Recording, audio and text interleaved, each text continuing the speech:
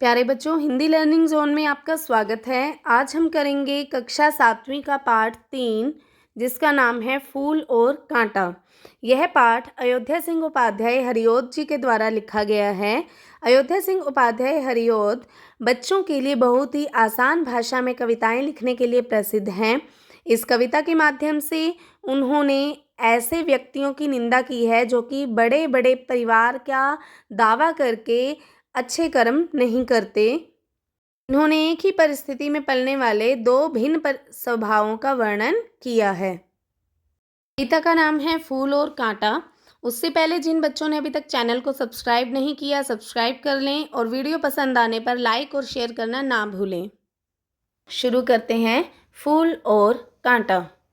है जन्म लेते जगह में एक ही पौधा उन्हें है पालता, रात में उन पर चमकता चांद भी एक ही सी चांदनी है डालता। यहाँ पर कवि कहते हैं कि फूल और कांटा जन्म एक ही जगह पर लेते हैं। जब एक ही पौधा है ये, और एक ही पौधे पर फूल भी होते हैं और कांटे भी होते हैं।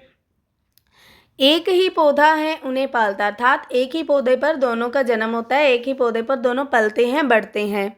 रात में उन पर चमकता चांद भी, और जब रात्रि होती है, रात के समय जब चांद की रोशनी होती है, तो वो ये तो नहीं देखती कि मुझे फूल पर जाना है, कांटों पर नहीं जाना। वो दोनों पर समान रूप से अपनी चांदनी बिखेरती है और एक ही सी चांदनी है डालता, समान रूप से चांदनी उन पर बिखेरी जाती है। मेह उन पर है बरसता एक सी उन पर हवाएं हैं बही, पर सदा ही यह दिखाता है हमें ढंग उनके एक से होते नहीं। यहाँ पर कवि कहते हैं मेह उन पर है बरसता एक सा। मेह का अर्थ होता है बारिश। जो बारिश है उन पर समान रूप से होती है। एक सी उन पर है हवाएं बही, और हवाएं भी एक जैसी ही चलती हैं। फूल पर भी समान रूप से हवा चलती है और कांटे पर भी। पर सदा ही यह दिखाता है हमें ढंग उनके एक से होते नहीं। ढंग मतलब स्वभाव, तरीका, ठीक है। लेकिन सब कुछ समान रूप से होते हुए भी चांद की रोशनी, समान रूप से हवाएं, समान रूप से एक पौधा उनको पाल रहा है, समान रूप से उन पर जो है बारिश बरस रही है, फिर भी उनके स्वभाव में अंतर दिखाई देता है। किनके स्वभाव में? फूल और कांटे के स्वभाव में। तो यहाँ से लेकर यहाँ तक की बात हुई है, फूल और कांटे के स्वभाव की बात हुई है, ठीक है। आगे देखते हैं क्या दिया है। छेद कर कांटा किसी की उंगलियां, फाड़ देता है किसी का वर बसन, प्यार डूबी तितलियों का परकत, भोर का है भेद देता श्याम तन। यहाँ पर कांटे के स्वभाव की बात की गई है। कांटा अर्थात कठोर स्वभाव की बात की गई है कि जो कांटा होता है वो छेद कर देता है। छेद कर कांटा किसी की उंगलियां। हम कभी फूल तोड़ते हैं या फूल के पास जाते हैं तो क्या होता है, हमारे हाथ में कांटा चुभ जाए तो दर्द होता है ना। तो वही बात है कि कांटे का स्वभाव क्या है? चुभना। फाड़ देता है किसी का वर बसन। वर बसन का अर्थ होता है वस्त्र, कपड़े। ये किसी का कपड़ा भी फाड़ देता है। कई बार होता है औरतों के दुपट्टे जो है फूल के जो है गुलाब के कांटों के अंदर अड़ के क्या हो जाते हैं, फट जाते हैं, ठीक है। कांटों के अंदर बहुत से बच्चों के कपड़े भी फट जाते हैं, बहुत से इंसानों के कपड़े फट जाते हैं। क्यों? क्योंकि कांटे का स्वभाव ही ऐसा है, फाड़ना, काटना, चुभना, ठीक है, कठोर स्वभाव। भोर का है भेद देता श्याम तन, ठीक है। प्यार डूबी तितलियों का पर कतर, भोर का है भेद देता श्याम तन। प्यार डूबी तितलियां, तितलियां तो बहुत प्यारी सी होती हैं, है ना, बहुत अच्छी लगती हैं, आप लोगों को भी बड़ी प्यारी लगती है रंग बिरंगी तितलियां। लेकिन ये कांटा क्या करता है? उनका पर कतर कर देता है। पर मतलब उनके पंखों को, कतर मतलब काट देता है, छेद कर देता है। भोर का भेद है भेद देता श्याम तन। और जो भंवरा होता है, भंवरा का जो इनके फूलों के पास जा रहा होता है, श्याम रंगी होता है, वो श्याम वर्ण होता है उसका, उसके तन में भी ये छेद कर देता है, भेद देता है, उसको भीन देता है, जैसे बाण से किसी को मारा गया हो, ठीक है, उसको भी ये चोट पहुंचाता है। अर्थात ये जो कांटा होता है, कांटे का स्वभाव क्या होता है? कठोर स्वभाव होता है। कांटे का स्वभाव कठोर होता है। आगे है, फूल लेकर तितलियों को गोद में, भोर को अपना अनूठा रस पिला।